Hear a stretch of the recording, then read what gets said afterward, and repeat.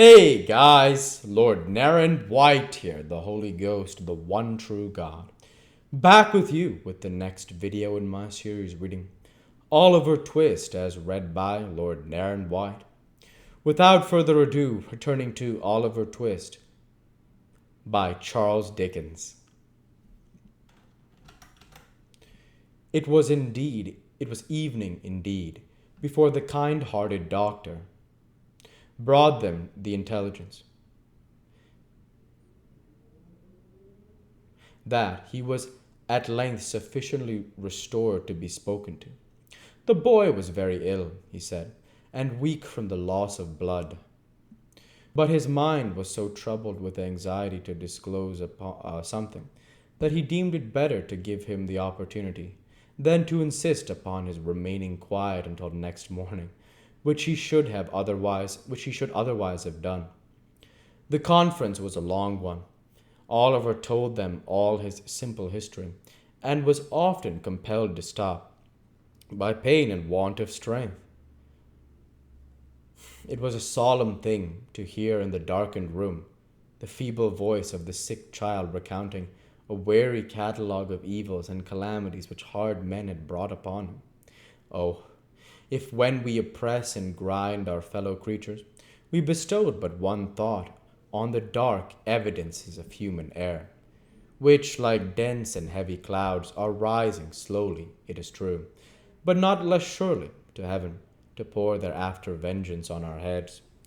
If we heard but one instant in imagination the deep testimony of dead men's voices, which no power can stifle, and no pride can shut out, where would be the inquiry of injustice, the suffering, misery, and cruelty, and wrong that each day's life brings with it? Oliver's pillow was smoothed by gentle hands that night, and loveliness and virtue watched him as he slept. He felt calm and happy, and could have died without a murmur. The momentous interview was no sooner concluded, and Oliver composed to rest again, than the doctor, after wiping his eyes, and condemning them for being weak all at once, betook himself downstairs to open upon Mr. Giles, and finding nobody about the parlors, it occurred to him that he could perhaps originate the proceedings with better effect in the kitchen. So into the kitchen he went.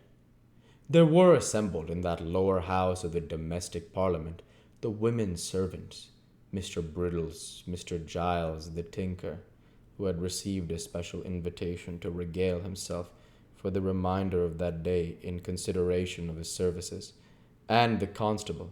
The latter gentleman had a large staff, a large head, large features, and large half boots, and she looked as if she had been taking a proportioned allowance of ale, as indeed he had. The adventures of the previous night were still under discussion, for Mr. Giles was expatiating upon his presence of mind when the doctor entered. Mr. Brittles, with a mug of ale in his hand, was corroborating everything before his superior said it. "Sit still," said the doctor, waving his hand. "Thank you, sir," said Mr. Giles. "Mrs. wished some ale to be given out, sir, and as I felt no ways inclined for my own little room, sir, and was disposed for company, I am taking mine among 'em here." Brittles headed a low murmur, by which the ladies and gentlemen generally were understood to express the gratification they derived from Mr. Giles's condescension. Mr. Giles looked round with a patronizing air, as much as to say that so long as they behaved properly, he would never desert them. "How is the patient tonight, sir?" asked Giles. "So," returned the doctor. "I am afraid you have got yourself into a scrape there, Mr. Giles." "I hope you don't mean to say, sir," said Mr. Giles, trembling, "that he's going to die. If I thought it, I should never be happy again. I wouldn't cut a boy off, no, not even Brittles here, not for all the plate in the county, sir." "That's not the point," said the doctor, mysteriously.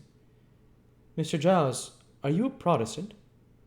"Yes, sir, I hope so," faltered Mr. Giles, who had turned very pale. "And what are you, boy?" said the doctor, turning sharply upon Brittles. Lord bless me, sir, replied Brittles, starting violently. I'm the same as Mr. Giles, sir. Then tell me this, said the doctor. Both of you, are you going to take upon yourselves to swear that that boy upstairs is the boy what was put through the little window last night? Out with it, come. We are prepared for you.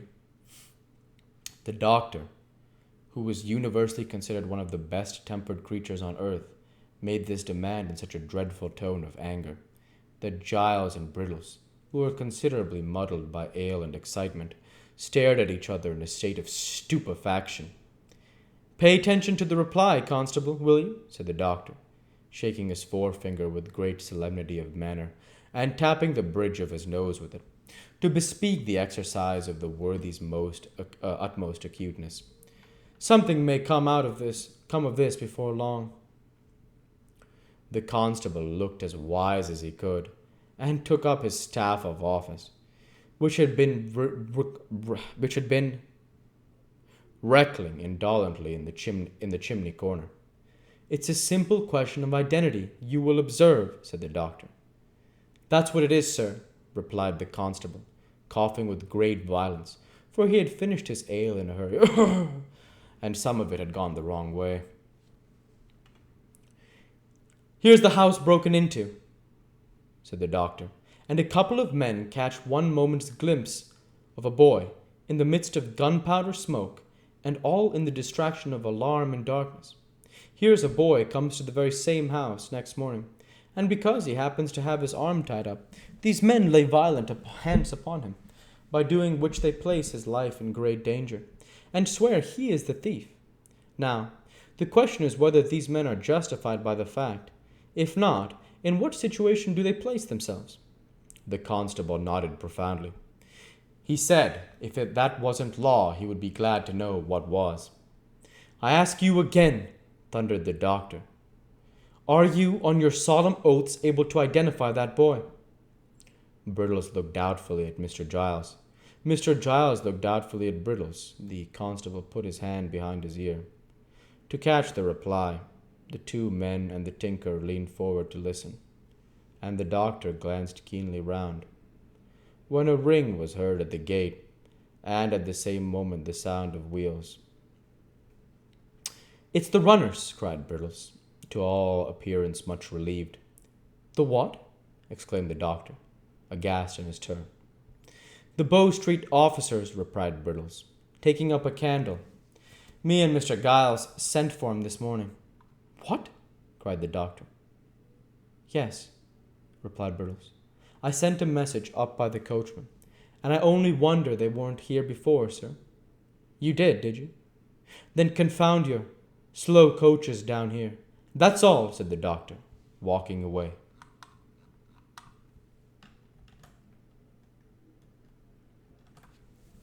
Chapter 31 involves a critical position. Who's that? Inquired Brittles, opening the door a little way, with the chain up and peeping out, shading the candle with his hand.